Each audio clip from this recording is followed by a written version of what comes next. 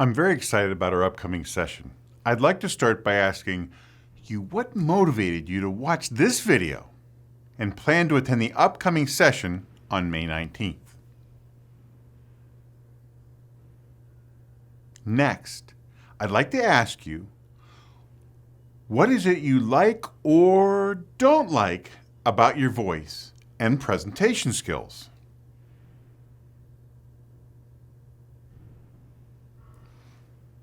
One of my hobbies is martial arts.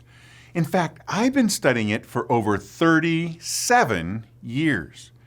In 1993, I had the opportunity to meet Ted Wong, who's one of Bruce Lee's 4 main students. When I approached him about giving me private lessons, he said, "Buy a one-way ticket to Los Angeles. Here's my address. Arrive at 10 a.m. on Wednesday, and you'll be done by 2 p.m. If I decide to teach you, you'll stay 2 more days and return home on Sunday. If I don't, you can be home by Thursday night." I arrived at 9:50 a.m. on Wednesday and sat in his driveway and watched him come out of his house and take his garbage to the corner and then walk back in without even acknowledging my presence. Then at exactly 10 a.m., I walked up to the front door, knocked. He opened it up and said, "Great, you're on time. Please come in." We talked for 2 straight hours. And then he took me to lunch. When we were at lunch, he asked me if I would like to try Bruce Lee's favorite drink.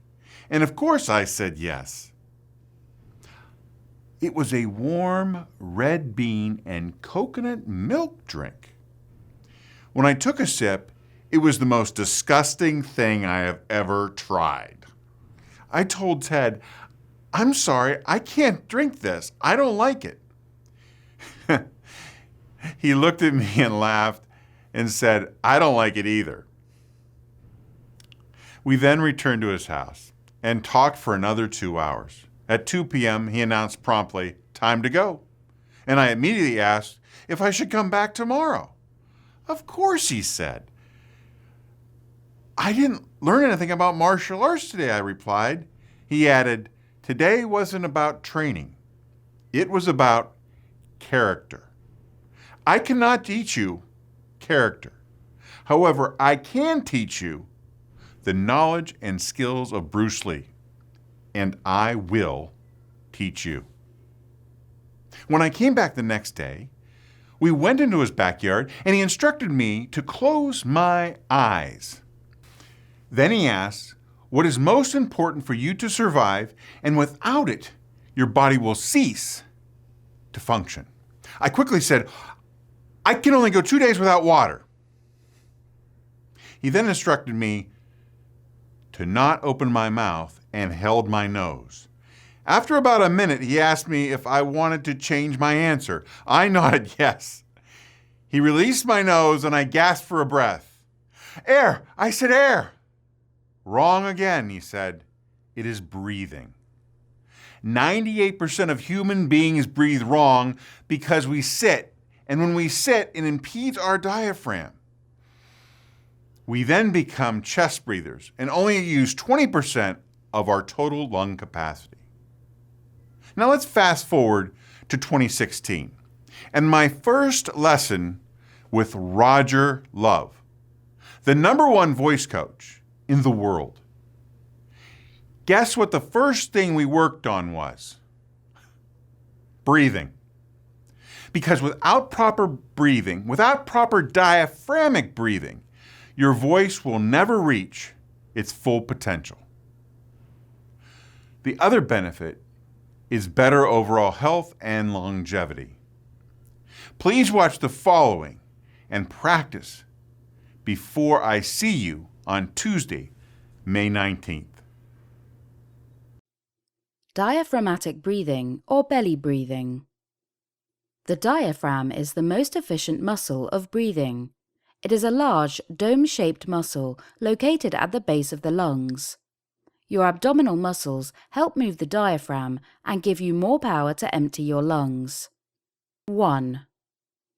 When you're first learning how to belly breathe, you might find it easier to follow these instructions while lying down or sitting in a comfortable chair, maintaining good posture. Your body should be as relaxed as possible. You can use a pillow under your knees to support your legs. Close your eyes for even better awareness. Scan your body for tension. 2. Pay attention to your breathing. Place one hand on the part of your chest or abdomen that seems to rise and fall the most with each breath. If this spot is in your chest, you are not utilizing the lower part of your lungs. 3. Place both hands on your abdomen and follow your breathing, noticing how your abdomen rises and falls. 4. Breathe through your nose as deep as you can. 5. Notice if your chest is moving in harmony with your abdomen. 6. Now place one hand on your abdomen and one on your chest. 7. Inhale deeply and slowly through your nose into your abdomen. You should feel your abdomen rise with this inhalation and your chest should move only a little. 8. Exhale through your mouth, keeping your mouth, tongue and jaw relaxed. 9. Relax as you focus for more deeper and longer controlled breaths. You might also want to try putting a book, leaflet or even a newspaper on your belly. That way you can watch it rise and fall while you practice, letting you know that you're breathing deeply with your diaphragm instead of shallowly with your chest. Pay attention to the flow of your breath. Strive to make it smooth and gentle. Try to find a steady rhythm in your breathing. At first, practice this exercise 5 to 10 minutes about 3 to 4 times per day. Gradually increase the amount of time you spend doing this exercise, and perhaps even increase the effort of the exercise by placing a book on your abdomen. As you become more comfortable with belly breathing, try doing it sitting up, and it can even be done while standing.